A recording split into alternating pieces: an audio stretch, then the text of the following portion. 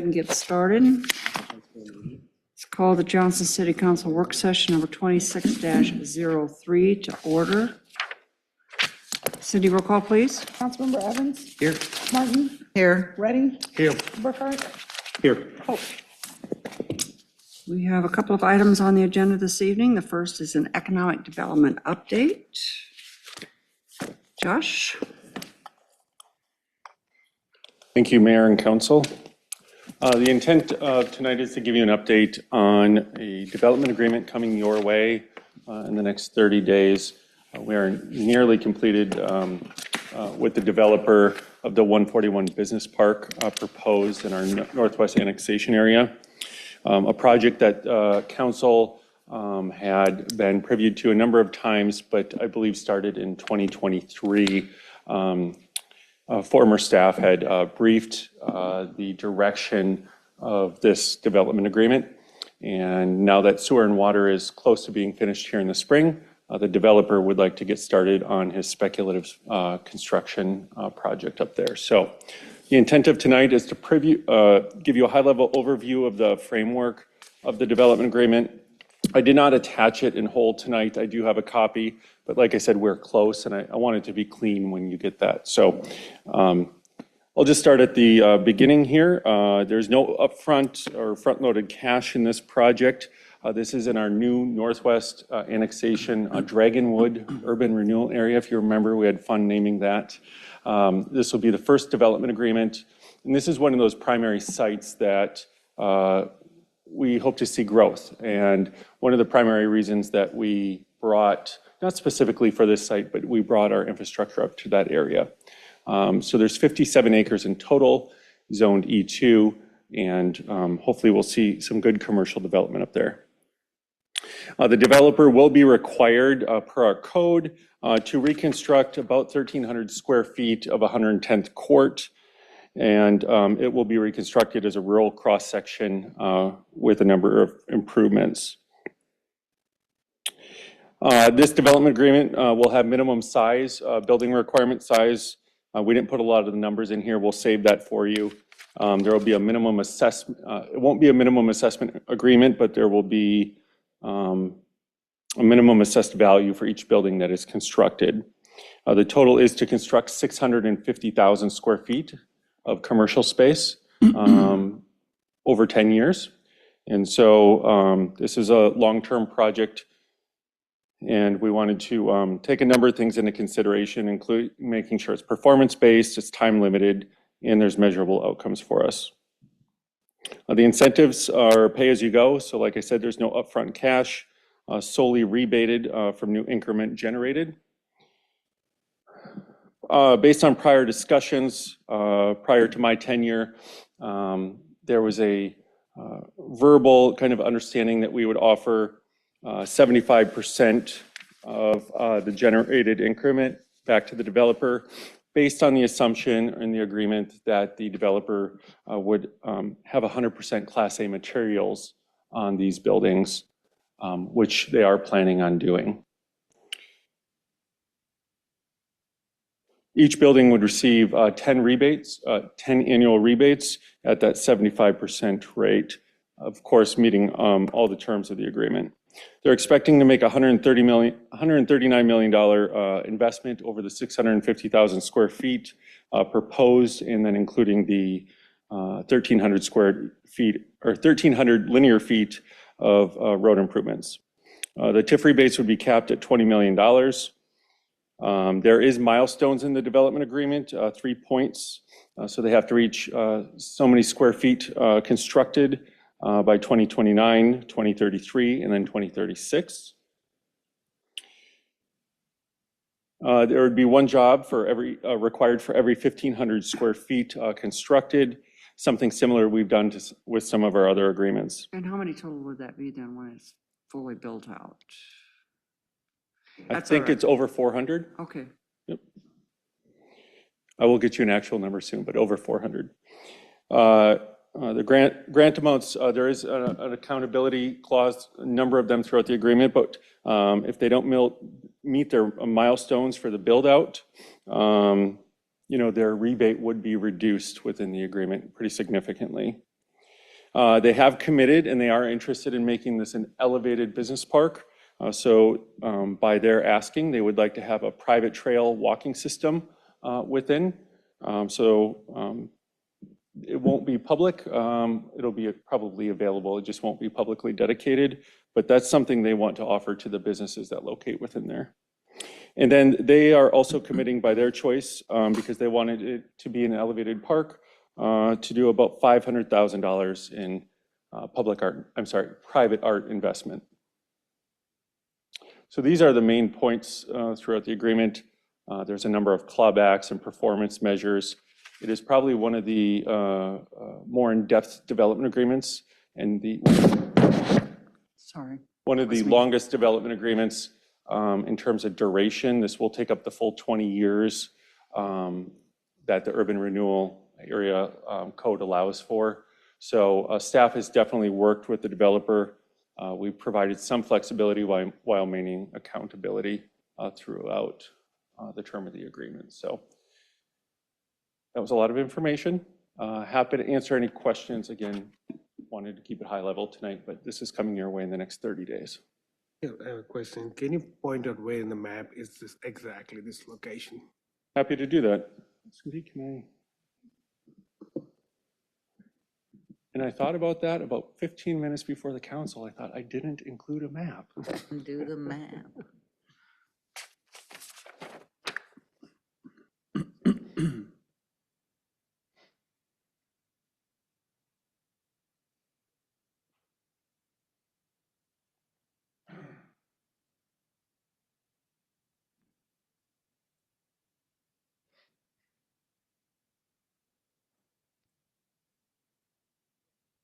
Our planners are probably they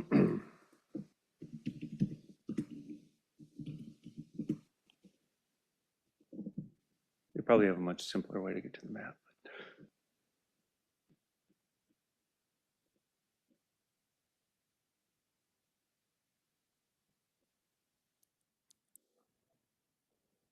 Zoom out here, we're at City Hall, but we're going to go to the northwest area.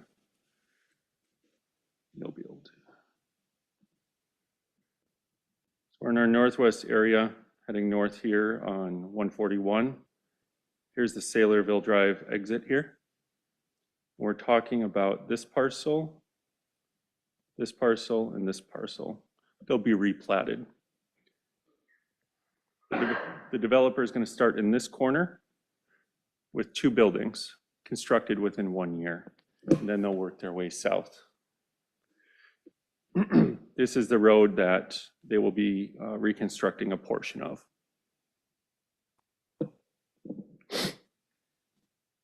Are you, do you have more questions? Go ahead, ask. I'm looking at it, go ahead. I love that they're doing a higher level of building facade, but I didn't hear anything about exceptional landscaping.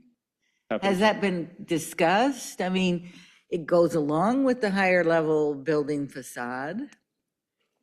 I believe it has. I don't recall. This has been a pretty active conversation for about 6 months, so I can go back in our notes, but I would anticipate, staff would be happy to bring that back to the developer. And based on conversations, I would assume they'd be agreeable. You know, it's like when you're going to go, if you're going to go with a higher level facade, I would think that you would want to invest in a little bit more than the minimum landscape. And that especially if you're going to have trails and a pond, I think I call a pond or something like that, you know, there'd be a little extra effort. I will say that the $500,000 for the private art, it makes me excited, especially if it's lit up at night. Wouldn't that be cool? I can't imagine what it could be, but if it could be something like when you drive along 8035 and you see these other lit neon blue stuff, I'm just thinking, yep, we need something too. So. Right. Rhonda, if you have thoughts in the next few days about what those you might have for expectations or desires numerically, getting a certain percentage of additional trees, that will be helpful. We're going to be meeting with them this week. So I'd just like to meet those expectations if we can. How about 15% over, you know, the minimum. I think that's actually pretty small, an ask, but. Bring it to the developer. And more trees. I just think trees give a lot more to our environment, the shade, the stormwater management than shrubs. Shrubs are good for pollinators, but trees. Absolutely. Thanks. Other questions, Council? I'm just curious up here, there's that Northwest Sailorville Road, right? The one joins from the 141 to that, the 141 up north, yes. Want to go south? Not 110, the 141 exit to Northwest Here? Sailorville. Yes, yes. Then, is it not being still constructed or is construction happening there? I think you're talking about the proposed interchange just south here. Okay. Here's the golf course. The golf course, right? Yep, there. so Okay. that proposed new interchange with what is called, referred to as a dog bone interchange, that is being proposed here. That's approximately a $30 million project, and I think about, Mike, correct me, but I think about 50% of the funding is identified, and we're trying to identify, is that correct? Ish? Approximately, yeah. Plus or minus. Yep. And I know staff is ready to apply for that. I believe it would be the last segment, Mike, the federal dollars, or?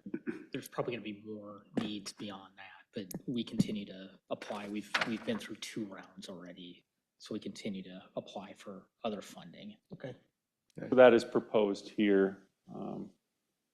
Now, if you go back up to that interchange that Yeah. we talked about up north, there is some improvements to that interchange. Long-term, the road to the west, on the west side of your map there, Josh, I always forget the number. No, zoom out, back where you were. The road that's on the Row? the road west, keep going west, Oh, right 100 there. 121st. 121st, yes, I should know that. 121st South is going to connect to that interchange at some point. And then they would close the southbound 121st at 415, or 141, excuse me, because of all the accidents they've had. But there are improvements at that interchange. That they're Okay, planning. yeah, I just, the other question, do you know when this construction, when is it going to start? Anything? Do you have For any the time? development, Yeah, they would like to be moving dirt in June. in June. Of this Al- year? This year, they were probably ready last fall, and we had a delay in our sanitary sewer work out there with one of our vendors. So that vendor has until mid-May per our agreement to have that completed. Okay. So they are, as soon as we get this approved, they are ready. And we have their plat on hold right now, pending discussions here. And this is only office buildings? So it would be what I would call a slightly elevated business park. So it might be some office buildings, it might be some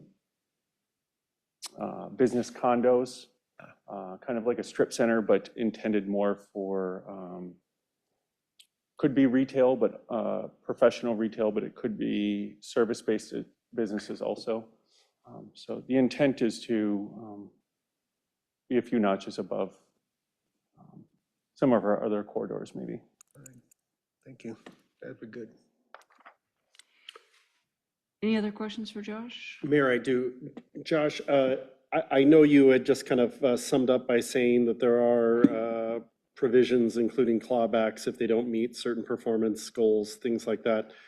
On the hypothetical, though, of this organization, somehow in their first or second phase, ultimately reaching that $20 million aggregate cap, are they still, I mean, is the entire agreement still in force? If there's still space left, are they still going to need to be able to and required to build at that same level of Class A materials? Are they still going to have those same expectations of jobs and performance? And how are we going to be able to continue to extract that type of compliance if they are expected to, if we've already returned 20 million, the full amount of the rebate? prior to the 20 years. You're saying if the cap is met, Mhm. which I will be frank, and I think it's very unlikely, but I Okay. appreciate the question. If the cap is met and they still have more buildings, available building space on the land, they would not be held to the same standards within this agreement. They would not. Correct. Okay. Frankly, I don't think the market would support that flow where the cap would be met before the total buildings are constructed. And you say that because at this point, they're not talking about a level or a size of building that would yield that amount of tax, 75% of whatever the tax would be on that. We're looking at a proposed number of 13 buildings on the property. You have an estimate for that first phase where you mentioned 2 buildings that they would begin breaking ground in June, what they're kind of spitballing for their investment of those 2 buildings? I will follow up with you with a definite affirmative answer, but I think both buildings are approximately 20,000 square feet, so a total of 40,000 square feet. And I cannot remember what their estimated investment is for those first 2 buildings. I will say, in addition to the first 2 buildings, which is hesitant to say on record, but I will follow up after this meeting. We also should understand they're outlaying about $1 million to construct the 1,300 linear feet of 110th Court. So that's their estimate, I think, or slightly close to there. So there will be a significant immediate investment. Where on the map will they be rehabilitating that 110th Court? I will come over to this screen here. Sure, thank you. We're actually having a meeting on Thursday. It's slightly changed. Pending whether the property owner to the north here participates, but it'll approximately be from here to about here. And then the remaining portion will be the city's requirement or city's obligation when they're ready for that that reconstruction to take place. So we're looking at a couple of years out before we would construct the remaining portion of 110. What's the Mike could probably be better to explain that. Well, I think it's important that Right. why we have an obligation is typically you're responsible for one half of the roadway. And so they're going to be building both sides of the roadway, and then we're going to build the other half later. So essentially, they're going to upfront the initial construction. Once the TIF is up and running and we have increment, then we can pay for the second half. And Mike, I do believe we're building that into the CIP also. Does that answer your question? Is this just more nosy than anything? How many lanes will 110th be? Gutter involved? I mean, are we doing the full shebang here? It'll be a rural cross section, so no curb and gutter. Okay, But it'll be 3 lanes, so 2 lanes with a turning lane in the middle. okay. And the property to the east is Camp Dodge, correct? Correct.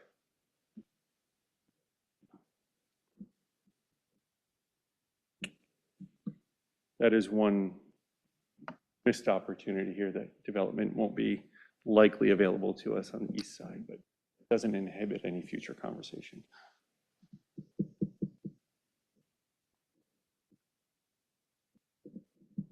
Any other questions for Josh?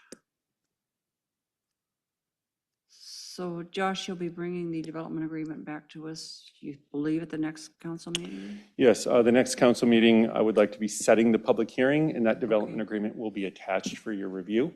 So then in early March would be the consideration for approval. Thank you. Thank you, Josh. Thank you, Josh. Okay, the other item that we have on the agenda this evening is a discussion of the FY 2027 budget.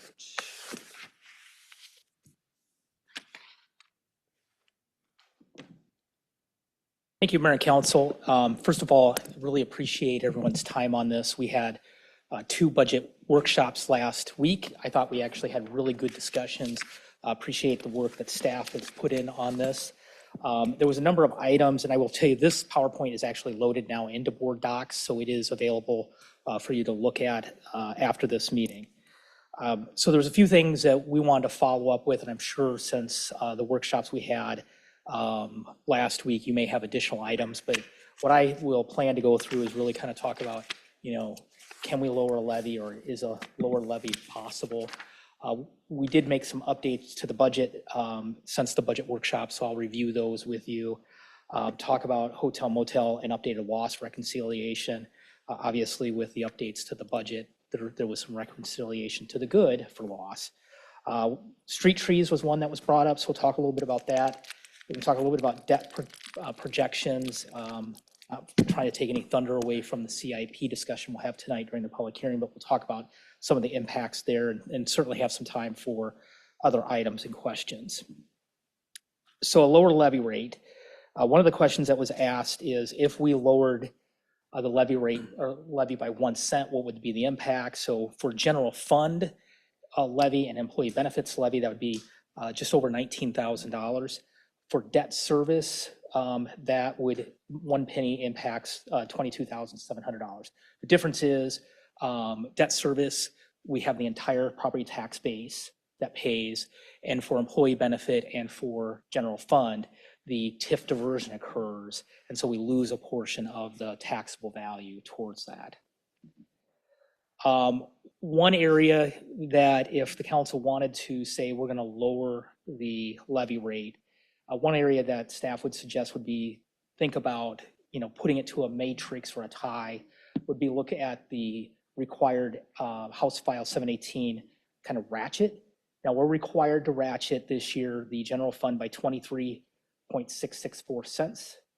Now that revenue can be made up in employee benefit, and that's what we've proposed, and that's what the budget has proposed at this point. And if that was a desire by council, if we ratcheted the general fund or employee benefits, that would be $455,000. Debt service, we'd have to make up, or we would lose $538,000 in revenue.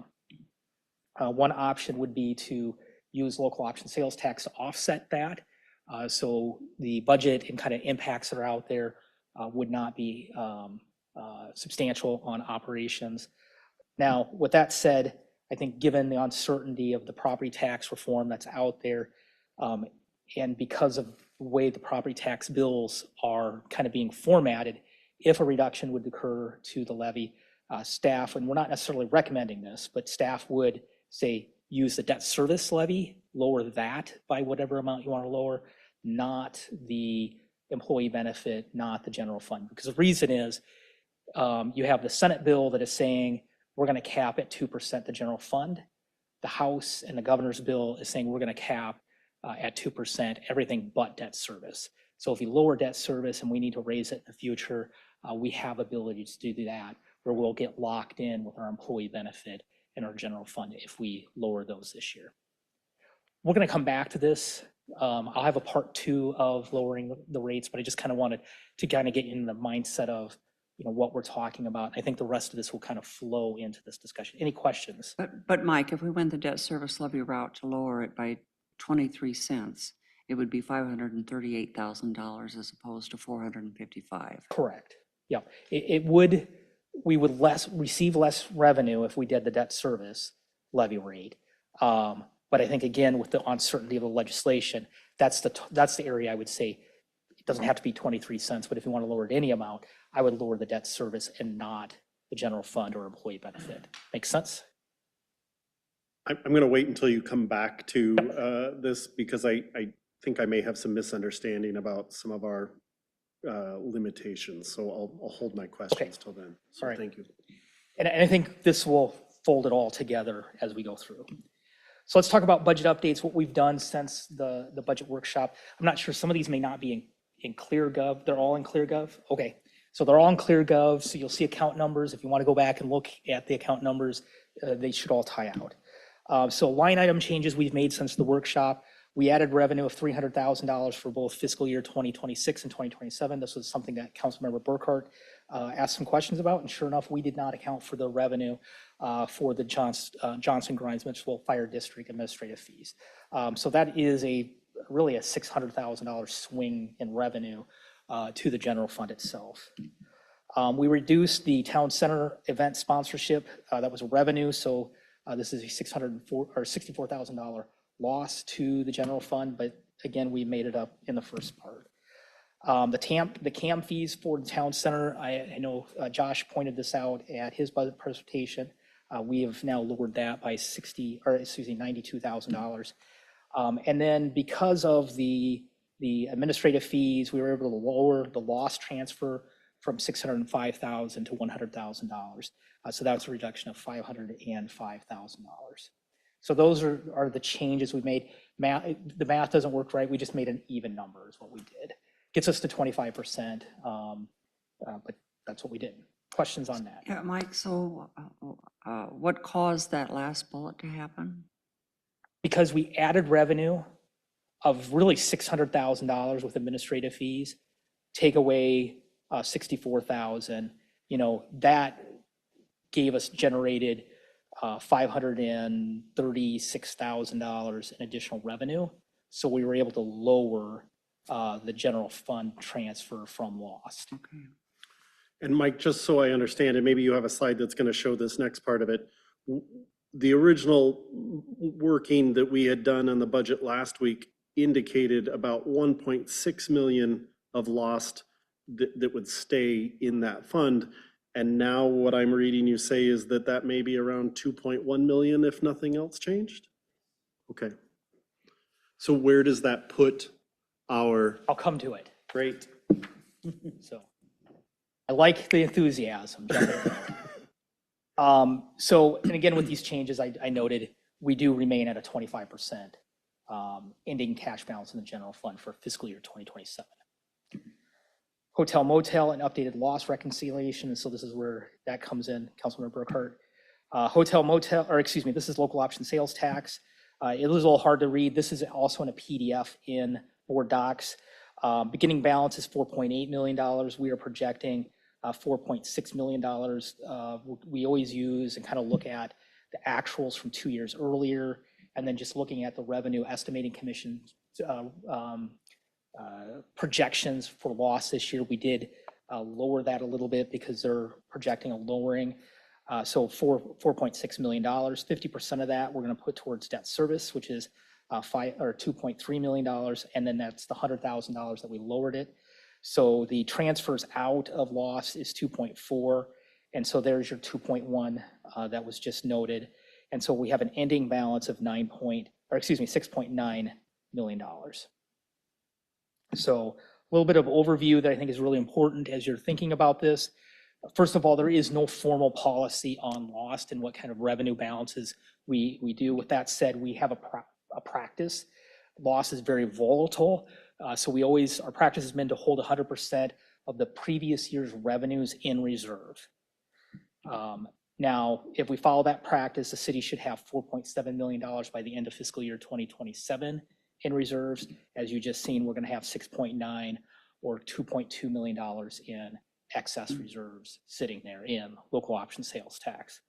Now, with that said, this fund can be used for anything. It can be used for council priorities. It can be used for some of the plans that we're working on, and can also be used for other capital projects like East of Merle Hay. It can certainly be used for paying down future debt. And I think that'll become really important as we kind of move along and talk through this. It can't be used for anything. The lost dollars can't be used for anything. It can be used for any purpose that the referendum had, which is Exactly. generally 50% towards debt service. At least. And then it's public safety, parks, construction, debt service would be, so the things I named off would be uses that it can be, but it can't be used to pay city administration, finance, overhead costs. Good point. Can it be used for deferred maintenance? What kind of deferred maintenance? Well, I guess as I recall from when we wrote it out, it did mention all the things that you said, but sometimes deferred maintenance is fixing something, I mean, it's like you got a bad road or something. So if it is capital in nature, then yes, it can be used for that. And I think,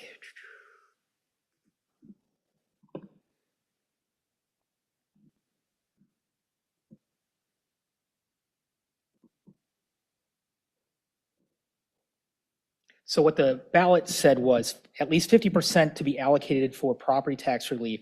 The remainder of the revenues to apply directly to public safety expenditures, public infrastructure, public parks, sports and recreational facilities and trails, and public library uses. So I That would think, include yes. deferred maintenance of buildings or roads or. Yep. Yeah. Okay. Because that would be a public infrastructure. I just want to, sometimes it's like it has to be spent on new construction and not old, and that's not the case here. Correct. Any questions on Lost at this point? Hotel motel, you asked for a reconciliation. This has been added to ClearGov, and it's also one of the PDFs that's in board docs now. Beginning balance is $211,000. We're projecting $450,000 in revenue.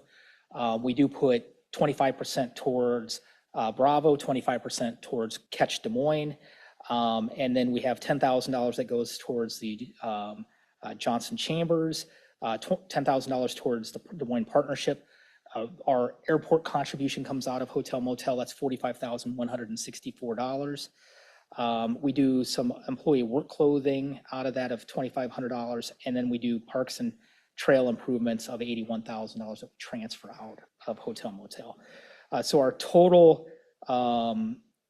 net increase for this year is $76,000. So we'll actually see the ending balance increase to $287,000 in fiscal year 27. Some highlights, and I think some things we need to think through on this. First of all, some changes in fiscal year 2026 that happened. First of all, our contribution to both Bravo and Catch Des Moines went down. It went from 28.6% to 25%. So that generated $33,125 annually. That is still in hotel motel. Jedco ended, that's $30,000 in revenue there. And then with fiscal year 2027, the chamber's request went down $5,000 from 15 to 10. So overall, there's about $68,000 in hotel motel dollars that can be expended. And again, because we fund Catch Des Moines and Bravo, there's a requirement in hotel motel that 50% has to go to arts, cultural, and recreational. That fulfills that requirement. The other 50% can be used for any lawful purpose. And so there is a lot of flexibility in how we use hotel motel because of what we do with Catch Des Moines and Bravo. Mike, before we move on from this, and I know it's not a large line item, but the CAM that you mentioned being at $9,200 or something along those lines, is that currently budgeted out of the general fund? And if so, is the CAM for the town center something that actually could come out of the hotel motel? Yeah, I mean, the CAM could come out of hotel motel. Okay. And what's the total CAM amount? Just shy of 110,000. So we probably couldn't take the whole CAM amount out on an annualized basis, but we certainly could take a portion of it out if that's a desire of the council. Okay. So the 9,200 that was on that previous slide, that was just the reduction in? The reduction in Okay, CAM. I know that Josh had indicated that our contribution to that CAM is slowly and hopefully steadily decreasing. I just got wishfully thinking that it went down pretty heartily this last year. Okay, so, but in a situation like that, this could be used to pay a portion of that CAM. Correct. Yep. Okay. Questions on hotel motel? And the only closing comment I would say is about 40% of our hotel motel expenditures in the previous years about what we've had in reserve, which is interesting because hotel motel is more volatile if you go back and look than Lost has been. But if we kept to that 40%, I would just note for fiscal year 27, we're going to end with 83%, or $287,000. So again, that has inched up. So it's an area that there are funds there we could reallocate to other purposes. Let's talk street trees. In street trees, historically, we've had two line items. We've had emerald ash borer, and again, that has been historically used for removal of trees along public properties, along roadways. What we're really finding is we are starting to see less and less of that need. So staff would like to start using that. First of all, first priority would be removal of ash trees when needed, but then just replacing the tree canopy with any excess. The second line item is the trees fund. This is what we use to fund our annual tree sale. So for this year, our total costs for the trees are $38,000. And so we'll receive about $10,000 in revenue in the tree sales and then expend the $28,000 in purchasing those trees. We also get a little bit of benefit. Some people don't pick up their street trees or their trees when they buy them. So like, for example, this year we had 6 trees that were not picked up. And so we plant those in our parks at that.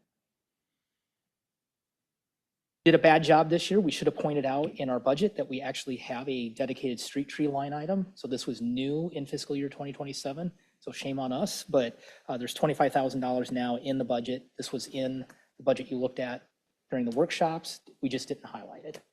So that is new and in the budget for this year. Questions on that?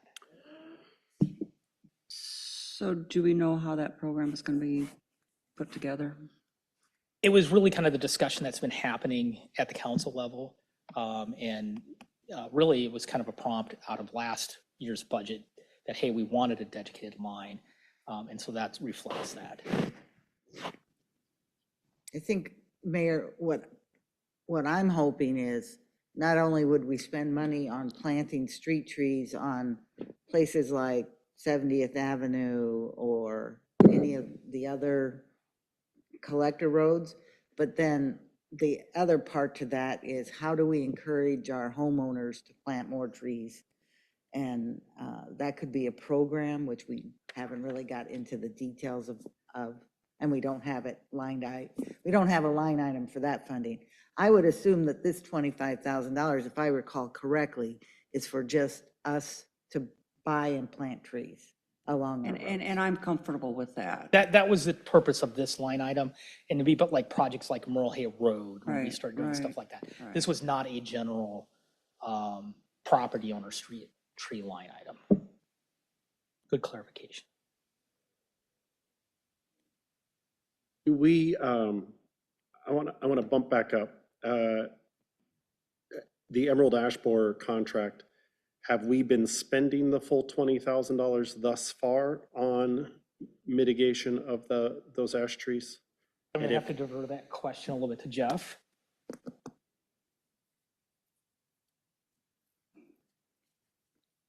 We were until probably this year. Right now, we've probably taken out about 70% of the ash trees. The other ones are being treated by residents. But as a new homeowner takes over and doesn't treat it, we're seeing something like that, or the treatment isn't working. So we still will have to be removing some, but we've taken a good majority of the ash trees in the right of way out already. So I guess the safe question that I'm asking here is, do we need to continue to keep $20,000 in that line item, or could we potentially lower that line item and take the difference and put it into our street tree line item instead? Yeah, and so the previous year it was $25,000. We lowered it to 20 this year. And that's why I guess my recommendation was we take the word emerald ash borer out of it and just label it parks trees that can be used for removals, either in parks or on streets. And then whatever money we had left, we can plant in trees or in the right of way. Like right now, Ridgedale Heights is just finished, the dog park and Beaver Creek water access. Well, trees got taken out of all of those projects to meet the budget. So that could be something where we could use that to add, so many trees in each one of those parks over the next 3 to 4 years. So you would want to maintain that $20,000, but be able to spend it more flexibly than just on removal of emerald ash borer Right. and replacement. I think that makes sense. I think it does make sense. The only thing, Mayor, is you know how we like to talk about the good things that the city does. And if it's, if part of it is kind of meshed into tree removals and planting, it's a little harder for people, you know, like, how much money did we spend on actual tree planting, you know, in X year? So I get why it's what historically we've done, but does it make sense to clean it up a little bit and say, you know, $10,000 or $15,000 for maintenance, which includes tree removals and stump removals and if we have storm cleanup or whatever that is, and then it's a little cleaner if it's street tree planting, gets a little bit more money. Question, you know, it's all about what you think you want to report later. And one of the things that I kind of had been tossed around was, you know, we give the tree sale to anybody who lives in Johnston, right? Well, maybe we give them a free tree out of the street tree money if they agree to plant it in the right of way. Maybe we plant it in the right of way for them so that we make sure that it goes where it's supposed to go. That's obviously added costs, or a contractor does it, but I mean, there might be some ways to be a little bit more specific in one of those 3 accounts to make sure things are getting done a certain way. I like where you're going. I do too. I really feel it's important that the homeowner be involved in this tree, because so often if you get something free, you don't take care of it like you should, so. And that's my concern, Councilwoman Martin, and if we just give them a tree, because then they have no investment in that tree, no commitment to taking care of the tree and making sure it Absolutely. survives. So I worry about just giving trees to people. First of all, you don't even know if they're gonna get them planted. And if they do, you know, are they gonna plant them properly? And if they do, let's assume they get it planted properly, are they going to care for it? I worry about that. I have a question, Jeff, about all of the dead emerald ash that we see along the creek and in the Beaver Creek Natural Resource Area. Is there something that we should be doing about that, and maybe taking some of those down and replacing them with live trees? And Carrie, we just cleared out a whole couple acres in the 156, and she's getting some whips to plant out there from the DNR that we're going to plant a bunch of those. I mean, we are doing some of that in those areas. You know, yeah, just because it's dead, I mean, that is a habitat for some things too. So I don't want to go in and take them all down, and it'd be quite expensive to do that. I'm not sure if our staff could do it, but we're addressing some of that areas a little bit at a time every year. Yeah. And I'm not suggesting we take them all down, because there's hundreds out there. Yeah. But when you drive down 62nd Avenue in the summertime and you look out across the horizon there, I mean, all you see is dead trees. Yes, And but that's habitat for owls and raptors. yeah, but and we don't things. need that much. I'd like to see some green foliage out there too. I agree, Mayor. Yeah. So I'm wondering, you know, one of the things that we talked about in the streetscape plan is to do a canopy study. How much And- can't, because a lot of the things with the forester, you know, the Emma Hannigan, who is the Iowa State forester, talks about when you calculate things, it's not numbers of trees, it's how much canopy they have, how much they are actually providing back. Right, So right. 100%. Yeah, so, you know, I don't want to get I said it wrong the other day when I said it to you, Mike. I don't want to get the cart before the horse. Maybe we need to do this study first to see what we have for trees in our community, how many dead trees we have, what opportunities we have to plant trees. You mean And before then put together a plan to plant trees. I mean, we can take some incremental steps. Can we, Side by side. yeah, can we plant trees along 70th Avenue, please? My only hiccup on that is, I don't mean to cut you off, I mean, the right time to plant a tree is now. I mean, and we all know that from the standpoint of we need to do it. Now, we need to do it smart from that Right, standpoint right, too, but right, we always could use more canopy. And Councilman Martin, I think we need some trees along 70th too. I mean, if you've ever run that in the middle of the summer, I mean, it is horrible. It's a long mile, or a couple miles. Yeah, couple miles with the And we sun beating might- down on you. And we maybe could get partnerships with Corteva, and they might partner with us on purchasing the tree. I mean, there's all sorts of things that we could maybe be doing there, but it needs trees. And as Councilman Burkhart said, the best time to plant a tree was yesterday or the day before or whatever. The canopy study is not going to tell us we have too many trees. No, So, I know, Yeah, but I mean, it'll, it's- it'll tell us what we have, where the opportunities are and what we need. hiring an Iowa State, maybe Iowa, but Iowa State student for the summer to help us with some of this would be great. Do we have money there to do that? I'm sorry, bro. No, you're fine. We might have some money in our park seasonal fund. To hire somebody from Iowa State to help us? I mean, is that what we need, or do we need something So bigger than we, that? we have a program where we can go in and like click on a GPS spot, tell what tree it is. I think we have some sort of inventory of what we have. Now, I don't know when the last time it's been updated. So like, I know in Marshalltown, we had one, the derecho came through and the tornado came through. It hasn't been updated since then, so it's very out of date. So maybe taking what we have, getting an intern to come update some things would be the first step. Does that satisfy what has been proposed in the streetscape plan?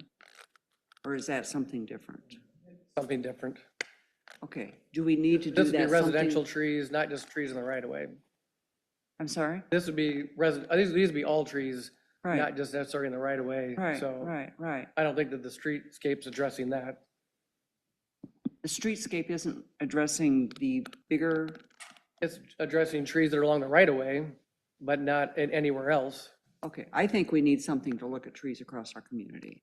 And what the and need part of their is. plan was, to do an urban tree plan. Okay, and so that's, It was in the treescape to put some money aside to do that. I think it was like $50,000 to $100,000. I think probably on the lower end is doable, because I think we have some in-house capabilities plus already existing data. So there's a bunch of stuff that we're kind of meshing together. A canopy study is basically an aerial study of where the trees are and how big they are. I mean, it's sitting at a computer and some programming, correct? So yeah, if we could find an Iowa State student to do that, I mean, that would take them. Not long at all. And then the other part of it, which you're kind of working up to, is an inventory of what trees are planted here in the city. You've heard me say, we got way too many maples. And if you ask me to prove it, I don't have a way to prove that, besides just driving around. And that's where you take this old inventory and you have someone do spot checks or whatever for the summer to get kind of a good idea of what the balance of trees are. So that and that would inform which trees to buy, because we find out for a fact that there are too many maples, and a healthy canopy for a city our size should have a diversity of X amount of trees, and it should be, so much would be oaks and so much would be other species. There could be, I'm just spitballing here, but I think that can inform the tree purchases. Whether it could all come from an Iowa State student for the summer or 2 Iowa State students for the summer, you probably have contacts there. I have lots of contacts there. We can have that conversation. okay, that sounds like a good first step. I'd like to see more trees in the Beaver Creek Natural, green trees in the Beaver Creek Natural Resource Area. Can I steer the question toward what formally needs to happen if we were to change the line item away from ash borer reference? I think it's as simple as us changing I think that's a staff thing we can do if there's no issues to that. Okay. There was a discussion about breaking it up and taking so much here and so much there. But I would argue do the opposite, is if anything, take the 3 line items. Now we have 2 different funds here. So 170 is actually a tree fund. So we transfer funds from the general fund to the tree fund. And so if those funds don't get expended in a year, they actually sit in that fund and they go towards tree uses in the future. Fund 10 is our general fund. And so that fund is you have to use it that year or it gets just reallocated back into the general fund itself. So that's the differences between those two funds. Yeah, so, but honestly, I would do fewer line items and call it more general, like Jeff suggested, where we just call it city park trees. Because again, we're gonna address emerald ash borer needs, come down in the right of way, we're gonna come down in the public parks. And then again, when you have funds in the springtime left, now we can have some flexibility of using those funds for trees in our parks, instead of having two different buckets that are kind of prescriptive. I'm fine with it. I mean, however you want to do it. Although you will get asked, how many trees did we plant? Just saying. And you should be able We'll to have a tell us report that Jeff right? does annually. You'll have a number you can share with us, as well as locations. Actually, as a Tree City USA, I suppose you have to make that every year. How many did you take down and how many did you plant? Can I ask a couple more questions? I would encourage obviously keeping it in the 170 so that we have some persistence to those funds for that dedicated purpose, if at all possible.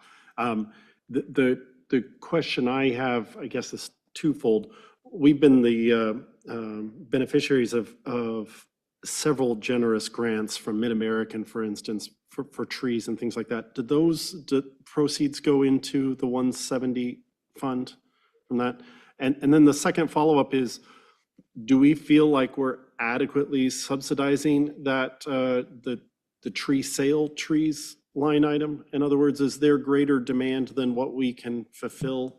Do we need to be supplanting that? I don't know where that $28,000 has been over time. So Yeah, and the 28,000 has pretty much come close to getting the trees that we needed. This year, our our estimated invoice is like 38,000, and we were charging $75 per tree. So I think we're either going to need to lower the amount we're going to purchase or charge people more, or maybe find a different tree. We had picked an evergreen tree that was very pricey, so we thought about changing that out with something else. But I think could use some more money in there to get more people trees. So you think there is more demand for trees, subsidized trees, than what we've been able to Yes. handle thus far? Because and we only do like 6 to 8 species and kind of spread it out as numbers. Well, the popular ones are gone in the first couple of days, and then people are picking whatever is left. So, and again, we could just say, let's pick 100 of the greatest, best ones, but we don't want to plant all those at the same time. So there's more demand than what we can give just because of what we're offering them. Okay. I'm putting you on the spot here, and maybe you can't answer it on the spot, not knowing where tree prices are going, things like that. But I would be curious to know what a next step would be as far as some sort of city contribution to subsidy in that tree program. I think 30 to 35 would get us to, the next couple of years with the additional of the sales coming in to be able to offset that, plus the Mid-American grants. And so that would, a $30,000 to $35,000 line item would still require residents to contribute some of their own funds to buy a tree. Okay, and I'm fine with that. I just want to make sure I understood that was the case. All right, thank you for that off-the-cuff recommendation. One item we haven't yet talked about in street trees, yes, there's more. We are doing Northwest 62nd Street this calendar year reconstruction. That project design started before we actually started or received the streetscape preliminary design. However, staff is looking for opportunities of how we can implement street trees in there. Now, if we would follow this draft streetscape plan, we'd put 2.5% of construction costs towards street trees along that corridor. The project is $7.5 million, and 2.5% would be $187,500. With that said, that is an extremely challenging corridor because Mid-American Energy has high power electric lines that run on both sides of the street. Those aren't power lines you can actually bury without extreme cost. And so that's going to make it difficult. We could look at maybe working with property owners to put them in their yards, but they're not going to be right at the curb line or under the power lines because of that issue. So again, it's something we are looking for to implement, not looking for any action. It will just be done as part of the construction project process. Any questions on that? So is there a plan at some point to bury those power lines? Because what I heard you say was it could be done fairly cheaply. Well, very expensive. It's very expensive. Okay, so No. burying the pipeline, they're going to stay up. They're going to stay up in So- that corridor. But you can't plant trees underneath them, or what? Well, they're not allowed to get too tall because of the power Oh, lines. okay, Yeah. okay, right. So, but I mean, how tall are they allowed to be? I don't know that Okay. answer. Is it just not practical? I don't know. I mean, I don't know. I'm not sure how big it is. And there's certainly species of trees that do stay lower. But if you're looking for that tree canopy and shade, you're not going to really accomplish that with a crab apple type tree. Mike, I think what you've identified here is the challenges. That's, Yes. you're not saying that we're Not gonna asking do to it. Right. fix the challenge, it's Right, just the right. challenge. Any other questions on street trees before we move on?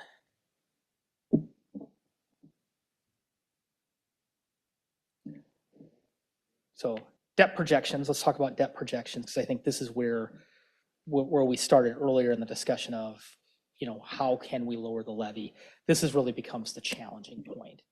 So we have the East of Myrtle Hay project, and just a refresher of what we're looking at here. So you have, it's 5 phases. Phase 1 and has a cul-de-sac. Phase 2, Phase 3, which also has a cul-de-sac. Phase 4 and Phase 5. We originally planned that we do all phases back to back to back, starting in calendar year 2028, and we do 1 phase a year per year. When we received the preliminary debt service levy increase information from PFM, that was it would increase by fiscal year 2031, 87.322 cents. That's a pretty steep increase to the debt service levy.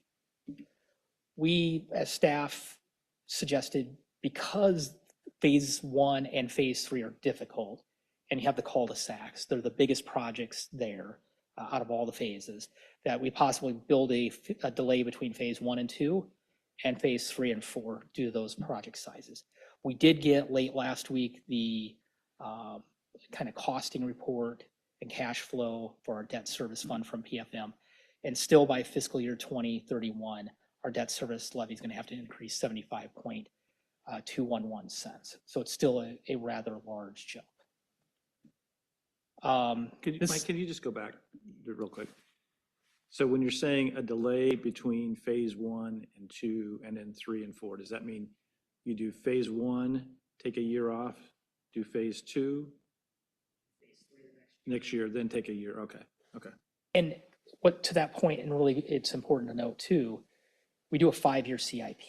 We built basically the first 4 years of this project into the CIP.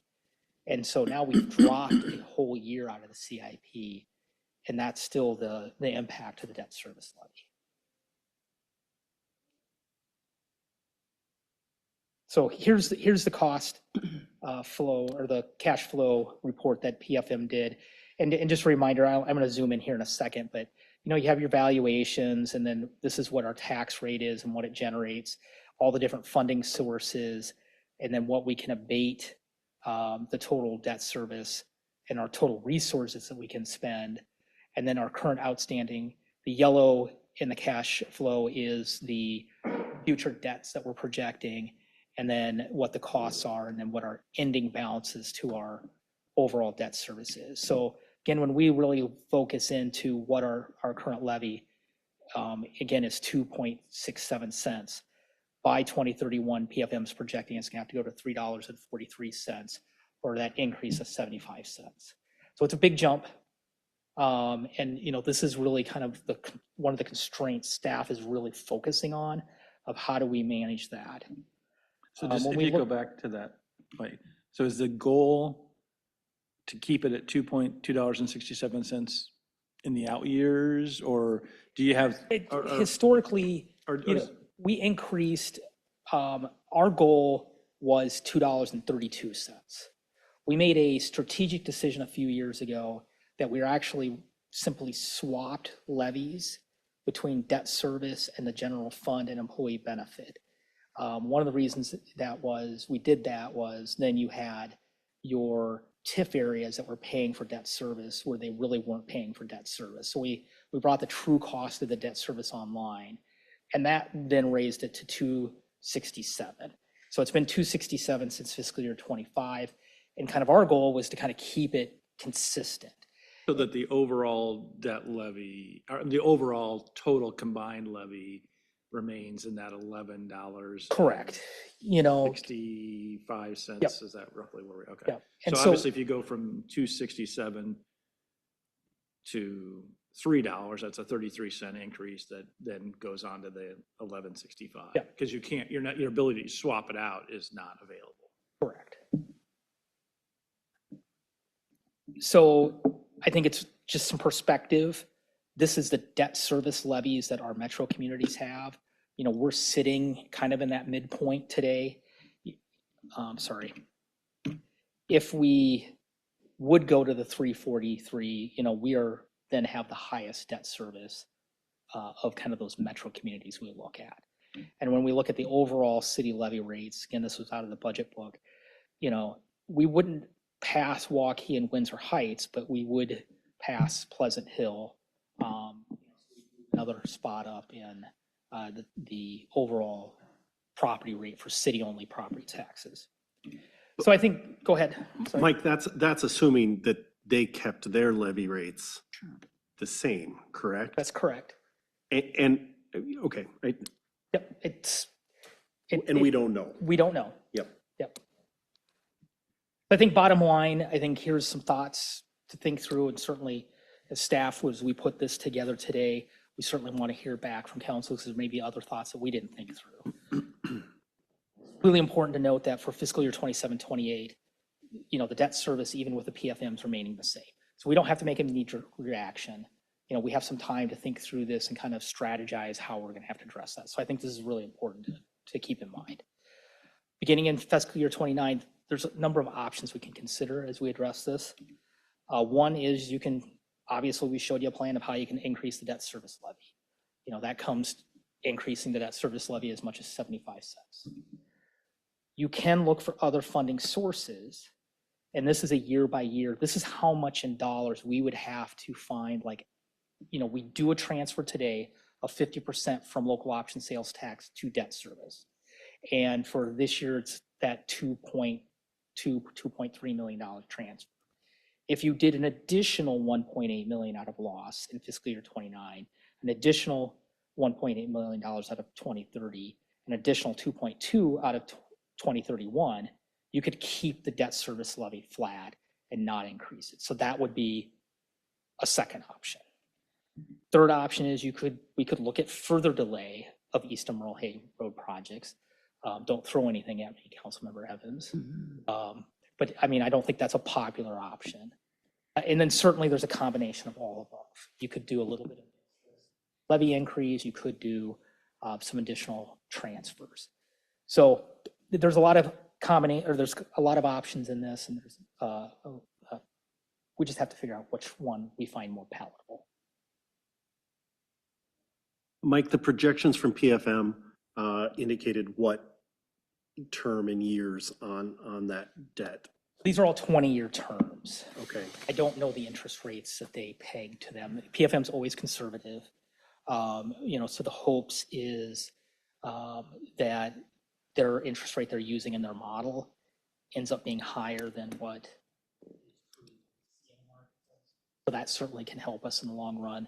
But PFM isn't always conservative. I had some projections in property values late fall, and they're like, yep, these are conservative. We think we're good. Property values came in a little bit lower than what they were expecting. So, it is more art than science. Mm-hmm. And certainly if you can tell me what interest rates will be next week after the Fed, we're all rich. So in our packet, there's a spreadsheet kind of for local option sales tax. Yep. Would it be possible to update this spreadsheet to show if you did the 2029, 2030, 2031 spending to sort of see how that impacts the local option sales tax budget? Because it's hard, just looking at it from that standpoint, it's hard to know what the impact is on local option sales tax. So yes, we can do it. I think the question becomes, and we can go back to that chart.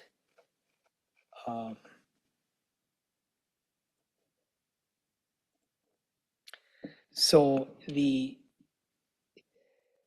challenge is going to be, and I think we'll talk about it in a future slide too, is what is the legislature going to do? And we were talking a little bit earlier, Councilmember Cope, about options of if we do want to lower a levy rate, because that's possible, and there's ways we've identified how we could do that. The issue, where do you lower it at? You suggested that you would lower the debt service levy, not the general fund levy or the employee benefit levy, simply because of kind of what the legislature is doing and the legislation's out there. That would preserve the most flexibility. So, if we wanted to lower the levy by what was the ratchet, that would be about 23 cents. And that would cost us a little over $500,000. Well, so we do that in fiscal year 27. Now, what do you do in fiscal year 28? Because we've already taken $500,000. And if you want to keep that levy rate lower, then the problem becomes, time you get to 29, 30, and 31, you have $500,000 that you have less in local option sales tax because you're trying to keep the levy rate now lower. But then additionally, I think the issue becomes, if you look at this line right here, and let me get the laser pointer again, because that helps. And is this document in our? Yes. Yep, it's in board docs too. So, and the whole PowerPoint. I didn't see it in the attached to the, It is under, is it this budget discussion? Yep. Okay. actually, it's lostfund.pdf, 141 lost fund. This lost, okay. Yep. So one of the things to remember is for the current fiscal year, we transferred $2.3 million to general fund and $2.3 million to debt service. And so now with the changes that we identified and talked about earlier, we only need to transfer, earlier in the budget workshops, we were talking about transferring $600,000. We only need to transfer $100,000 because of some of the admin fees that we did not account for as a revenue and just some other changes. It netted out that we only need about $100,000 into the general fund.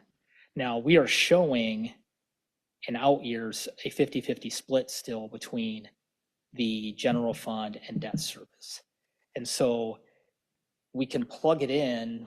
Obviously, debt service needs to stay where debt service is. So now it becomes a question of the general fund. I think the big X factor in all this becomes, and what really makes it difficult to project out into future years, is what's the legislature going to do? Because if they put a 2% hard cap, if you want to keep level of service where it is today, you're going to have to transfer dollars into the general fund going into the future. But Out of lost. out of lost. And so that then takes a tool away. So I think the argument that we're trying to set up here is, yes, our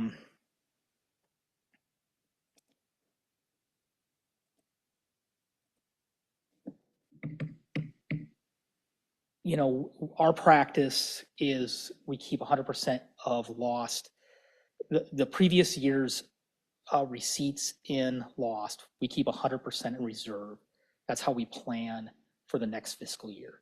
So following that practice, it's not a set policy, we'd have a reserve of $4.7 million. We're projecting right now, we end fiscal year 27 at $6.9 million or $2.2 million above our normal practice. And I think what we've been trying to boil down to, and we're going to come back to the discussion on the levy, is do we maintain this reserve so that we can do projects like East of Merle Hay, or do you want to spend it and lower the levy rate and lose that flexibility going into future? If we don't spend the reserve, can we move forward with the projects on the east, We can East of take Merle this- Hay Road? Yes, and get this is those a done legal as purpose as we've use. laid it out in the timeline. I mean, those folks over there have been waiting for years and years and years. And I think they're getting to the point where they don't think it's ever going to happen. But we've made a commitment to them. $2.3 million gets us a long ways to be able to keep the levy rate flat and do those to do those projects. I know even now on the delayed timeline, but I don't think we want to delay it even more. That's what we're trying to avoid. And that's what we're trying to figure out, how do we fund those projects? I think it's time to get those projects done.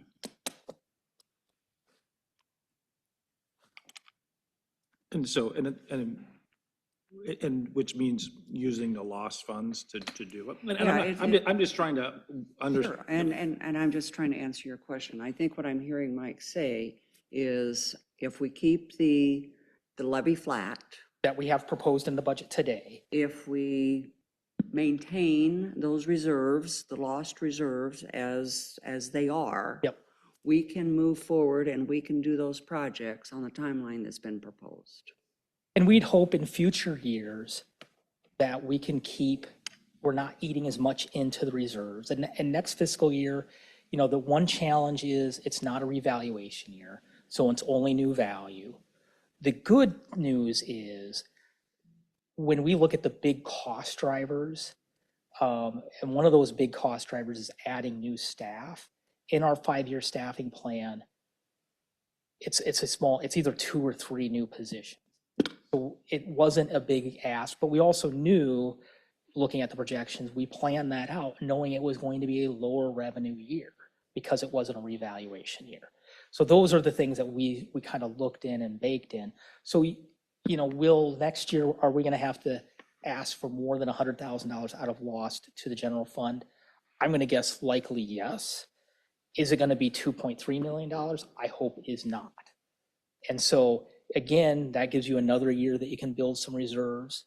And again, fiscal year 27 and 28, we can keep the levy flat and we don't have to, we're not in any problem. So if we can do a couple years of building that reserve, then we get out to fiscal year 29, 30, and 31, we have the cash to pay for the debt to do the projects. That's our goal. Councilman Cope, I found when it was suggested that maybe we could lower the property tax levy by some amount, 15, 20, 25 cents. I found that real appealing. I really did. But to do that, I think we create problems going forward. I mean, if we do it, we made the hard decision a couple of years ago to increase the levy by a significant amount. And as a result, we've been able to do some things in our budget that we couldn't have otherwise done. My concern is if we lower it, if we take some of those lost dollars and lower it this year, then we're going to have to do the same thing next year. And we do create a situation where it's unlikely we're going to be able to construct, do those road projects east of Merle Hay that we've promised for some time now that we're going to do. That's my concern. So we've got this, levy going up and down unless we continue to invest lost dollars in it, and we can't do the projects that we've committed to doing. That's my concern.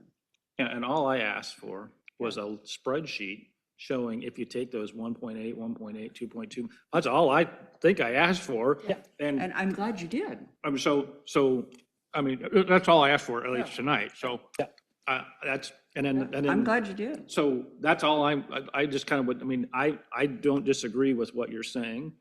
And to me, if you take those funding, but I don't know, all I know is this spreadsheet that shows $6 and $7 million in the out years in the reserve. I don't think we need to have 100% reserve and lost. I think that's way too high. I don't think it's volatile. That's a different discussion, right? I don't, frankly, that's not good for the taxpayers to have that big a reserve. But do I believe that we should use lost money to help make sure we can do that east of Merle Hay? Absolutely. Absolutely. I think that makes a ton of sense. I just kind of want to know what it looks like in the out years, because I don't know that, maybe it's in this slide deck, what the lost spreadsheet looks like, what those out years, I haven't seen it, so. Yeah, what's in board docs and what's in this PowerPoint, and the PowerPoint's in board docs also. So certainly happy to also sit down with any of the council members and review it. We go out to 2030 in the out years. It gets really hard to kind of No, project I'm not those. looking for additional I mean, I'm just looking for what the 3 years that you're looking to the 1.8, 1.8, 2.4, what years are those are there any of those years on the spreadsheet? Fiscal year 29 and 30 would be. Yeah, that's, so if you would plug in a line item that would say 1.8 million for Eastern Merle Hay, what does that then result in how does that then flow through? What is the ending balance? That's all I kind of would like to see, is so we know the full impact of that. Yep. And we're happy, and I think that's a good thing to do, because then it would, and we could show 2031 on here. Yeah, sure. And then throw those 3 years on there. That would then, you could see what happens to the ending balance. And that's also, this is assuming, again, 50% is going towards debt service, 50% towards general fund. Here's the out years, here's the impact. I do have, so that of that row in red that you have highlighted. Yeah. So it shows only 100, like last year, we did $2.3 million to general fund property tax relief. And then this year, it's only 100,000. That's all we need to balance the budget at 25%. We only need 100,000 out of local option sales. And when you say balance the budget, your definition of balancing the budget is to have an ending balance of 25%. Correct. Okay, I mean, it's not balancing the budget in the sense that we're spending as much money as we're taking in, because we're actually spending enough. more money. We are- That would be the traditional definition of balancing the budget. So that's the amount you need to generate a 25% reserve, and that keeps the levy at the same rate. Correct. And that's probably a major reason why then those out years of reserve jump up from the $4 million range to nearly $7 million. Correct. And I think what I'm hearing you saying, and I think I certainly can support it, is by doing that, by keeping the levy the same, we generate more money in loss, giving us more flexibility, and some of that flexibility could likely be used to ensure that we do the Eastern Merle Hay on it without having to do further delays. And all I'm saying is that sounds great. I just would like to see those numbers on this spreadsheet. So. We're happy to update that. So.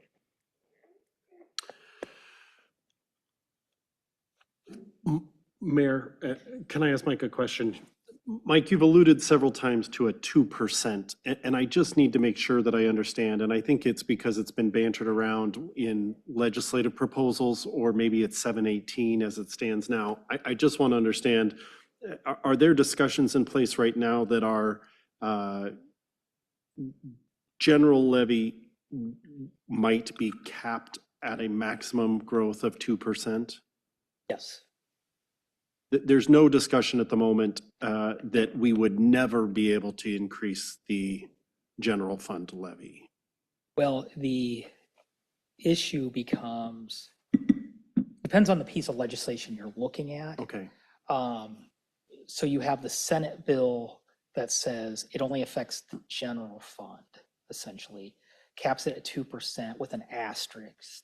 Asterisk meaning there is if inflation exceeds certain thresholds, you could actually go up. So like 8%, if we had 8% inflation, you can increase the general fund 4%. If you have 20% inflation or 15% inflation like in the 70s, you can still only go up 4%. So that's the asterisk with the Senate bill. The House and the governor's bill, and I'm going to go up here and point out, says everything except debt service is capped at 2%, except new growth. You do get new growth.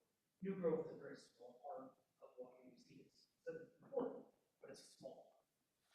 So when you look at general fund, employee benefits, emergency levy that we've done, and have to keep this line at 2%, that becomes really difficult. So the Senate just caps the general fund. So employee benefit, like health insurance, is going up by 8%. And so we can today raise our employee benefit levy to gain that 8%. Under the governor and House bill, you would have to figure out other ways to pay for that 8%, either reduce the benefit increase employee cost, all things that that really hit at retention issues and become very problematic if we want to have the workforce that we have. Thank you.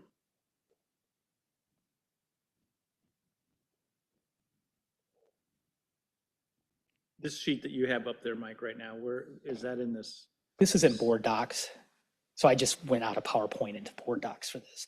So you'll find this under executive summary, property values and levy rates page.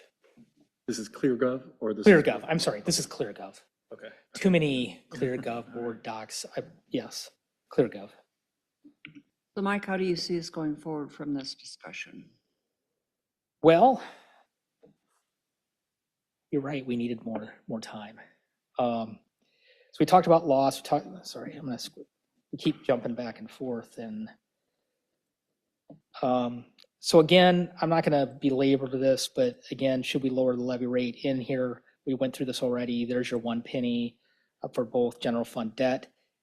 Our staff recommendation is if you're gonna lower, which I'm not hearing any support for that, maybe I'm wrong. We would take it out of debt service, not general fund or employee benefit. We'd transfer it out of lost. But again, giving uncertainty, really want to hit home. We'd lower the debt service, not the general fund or employee benefit. Again, we're projected to have 2.2 above our normal practice out of loss, so there would be ability to do it. Key question is, you want to use the reserves now, or do you want to be more sustainable in the future? And then our recommendation for tonight is really just to discuss it. We would still recommend proceeding with if you want to lower the levy rate, we'd say still proceed with the current budget and publish at the current levies, because that sets your maximum once you set that, and you can still make that decision to lower it later. So anything we do, when does this come back to council to set the public hearings? We'll have to know that by that first meeting in March. Okay, so that first meeting in March, you'll set the public hearings. Those notices go out by the 15th, I believe. They get them in the mailboxes. That first meeting in April, you'll hold the public hearing. That's when you have to make, well, you can still lower it again later, but that becomes kind of the key meeting where you would make a decision to lower the levy. And that last meeting in April is when you actually adopt the budget and officially set the final levies.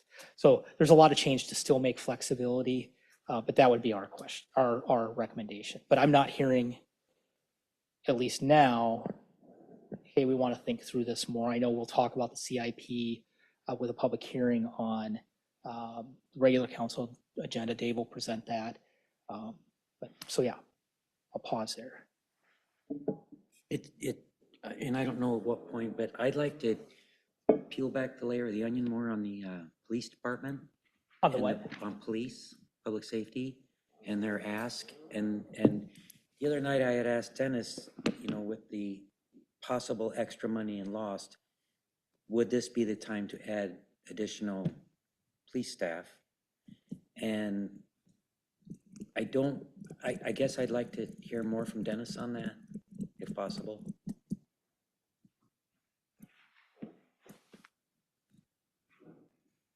If that's okay. Okay. It's coming up right behind you, Mike. I didn't want him to come up right now. I was writing a note down. You don't want any more staff, right? Well, and I mean, that's the honest part of this discussion, is the bulk of the police department budget is staffing. When Councilmember Evans asked the question, the police department always tries to be a good team player, always tries to fit the role, and certainly the last thing I want to do is bring staff on that would create a vulnerability anywhere else in the city, and to do such that where we potentially have to look at downsizing or shrinking our capacity. One of the things that I think when we talk broader picture about staffing is that when you look at hiring a traditional position, you're talking about a 40-hour work week, right? A full-time position, 40 hours. In the police department, That 40 hours is a math equation of 168 hours because it's a 24-hour cycle, 7 days a week instead of 8 hours a day, 5 days a week. And so when we look at the growing needs organizationally of the police department, we've worked really, really hard on staffing plans, and that's across all city departments. The challenge becomes over the course of time, trying to find the right balance with the growth, and with that, the right level of service. So when we initially did our staffing plans several years ago, the police department started in 2022. We talked about 2 full-time positions every single year. And 2 years ago, we were good team players and we reduced that to 1 full-time position. The thing that I haven't done a good job of articulating to Councilman Evans' question last week was those needs still exist. And in the scope of where we're at organizationally, we're running at a 3-officer minimum in our city right now. That means we've got a west car, an east car, and a supervisor. We really need to be talking about a 4-officer minimum. We need a west car, an east car, a rover, and a supervisor. And when we start looking to the northwest annexation, that becomes a 5-officer allocation. So as we continue to grow strategically, where does the priority fit in the scope of all of the other priorities with the city and all the other things we're trying to accomplish to provide the level of service that we need to maintain? And so, again, if you're looking at that 5 or 6 full-time positions to create one person on the street every day, every hour of the day, I do get concerned that as we're trying to predict the future of the legislative process and how that may look and the limitations and all the complexities that come with hiring staff, is as we continue to grow, as we continue to expand, what is the right rhythm to add staff? And what we have now in the staffing plan is the bare bones minimum to maintain our operations at 3 officers on patrol. And if we're looking at trying to build out to 4 officers on patrol, which is where I believe we should be right now today, then I think over the course of time, strategically, we have to think a little bit differently about that. So I hope you all know that I want to work very hard to serve this community. And I also realize that there are many, many needs across the board when it comes organizationally to all city departments. But I do think as we talk greater picture and greater strategy, there's a lot of great things we're trying to accomplish in every budget year. And again, the police department is a drain on the staffing side of the budget. But I think we have to continue to think about that and talk that over as we continue to move on, as we get clarity with the legislative process and those kinds of things. So that would be the perspective that I should have given last week at the work session. I did not do that, and for that I apologize. So with that. So Chief, you don't have a proposal for us tonight? If you want to give me another cop, absolutely, I would take it. But that's not part of any proposal tonight. It's just a matter of, I think I should have provided greater clarity to you last week during the work session. And it's appropriate, I think, to do that now for you, just to understand the challenges that we face. What, in the 5-year staffing plan, what is the plan for additional police officers?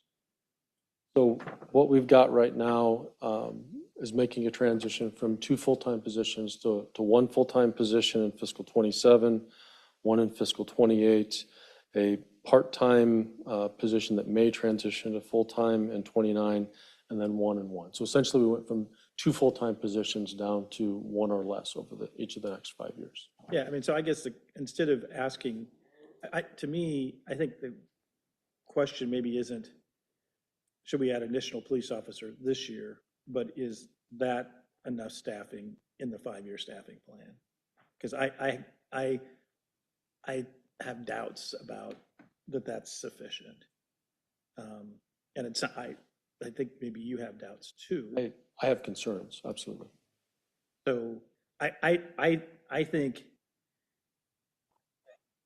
maybe instead of adding another officer this year, we need to revisit the 5-year staffing plan and beef it up in those out years, so that then we're able to kind of more properly prepare for that. Well, so 4 years ago, the decision was go 2, 2, 2, 2. That was the initial proposal, yes. And then at some point it changed to 1, and I'm assuming that was because of budgetary reasons? Yes, I mean, it was certainly budget driven. And I think it was looking at different needs of different departments. And certainly even fire, they were looking at kind of more of a cadence too. But, that's not sustainable, just saying, hey, if we went back to the original staffing plan, we would actually be less fire staff today than what we have, and certainly wouldn't be adding 6 new positions in the fire department this year. So there was a lot of give and take to recognize that there are needs across the board. So none of it happens in a vacuum, and that's the balancing act. I think part of the reality too is where police and fire are very important. We need the infrastructure and the support mechanisms to support police, public works, parks, all the different services we provide, the library. And so when it comes to kind of that administration, finance, HR components, we've had to focus a little bit on that too. Some of that was not in the original staffing plan. So it's certainly a balancing act in all of that. And I guess the reason I'm bringing this up is because it sounded like we had some room. And that was the only reason why I'm like, if we have room, rather than waiting on a rainy day plan, would this be a good opportunity to get back on track? Because in my opinion, we're down to, if that's the way But the question I would have, Councilmember Evans, is that I don't think we're waiting on a rainy day. I think what we're deciding to do is invest a lot of that lost money in East Emerald Hay infrastructure. Right. So I'm not sure there's enough money to invest in East Emerald Hay infrastructure and add an additional police officer. I mean, there's got to be, because already, and I think this is why I want to see this spreadsheet. And once you take out $6 million of your ending balance, because we're kind of planning on that without seeing the numbers. That's poor planning on our part. We should see the numbers and understand that that's going to take that ending balance down significantly. I don't know what that's going to be, and I think I want to see that before I commit to that. And I just wanted to get this on the table. Yeah, and I don't disagree, but I think we're going to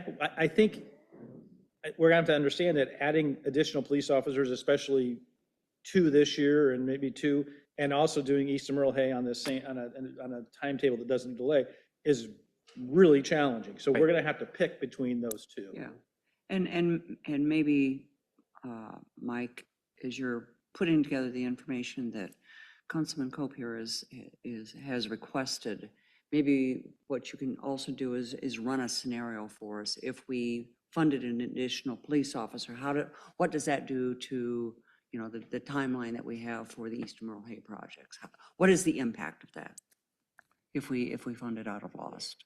I know one of the things I've talked with staff about too, and this is that X factor, is what does the legislation do? Right. Because right now it's really difficult. I can give you a really good projection under the current status and laws and framework we have today. Councilmember Cope would have more experience in this, but what do you think the likelihood of tax bill is going to pass this year? Oh, I think there's a pretty good likelihood. What's in it is the big question, Yes. right? I mean, I think you did a nice job of your conversation with Councilman Burkhardt about the various ways that you do the 2% cap. And is the legislature going to do something reasonable in that area or not? I do think that they're likely to pass something. It may only be around that 2% cap. Everything else, once you add in, gets really complicated. But the 2% cap is the element that's in all 3 bills. It's, and so, but how that gets structured is a pretty significant question mark. And so in some ways, it's probably smart for us to not make decisions this year that bind us to something that we can't then fulfill. Which the nice thing about that, if we put the East of Emerald Hay infrastructure in lost, we still have the ability to decide to delay that at some point if we don't have the money.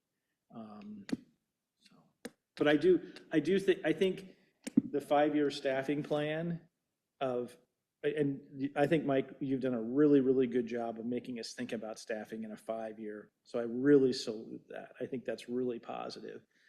But I think we failed when we did the last review of that staffing plan by not asking maybe some tougher questions around the police department. So that's on us. I think that's our fault, not anybody else's.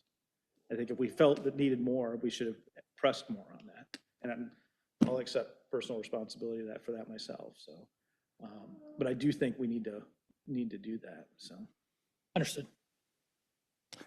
So I go back to my request. If you could run a scenario and show us what that impact would be, I'd appreciate it. And I'm going to use the current statutes that are in place because it's really hard beyond. Yeah. Okay, we've run over our time. Is there any other quick questions for Mike or any additional requests or direction? Mike, I just want to clarify, I'm sorry to delay this further. When Sarah mentioned that we have we need to set our meetings in March, I just looked at my calendar. I can't remember what we resolved on for city council meetings for March because of spring break. So I'm planting that seed. You don't need to look it up now. We can move into the rest of the meeting, but I know some very smart folks who can help jog Yeah, our so memory. we're doing the first meeting in March, the first Monday, and then the fourth Monday. Great. 23rd. Thanks. So it's the 2nd and the 23rd. Yep. And there's a 5 Monday month, so that helps a nice sequence there. Certainly, if there are questions or comments, please get with staff. You know, we want to be responsive and we want to be able to work through this budget timely. So appreciate the time this evening. Thank you. Thank you, Mike. Okay, with that, let's go ahead and adjourn the work session.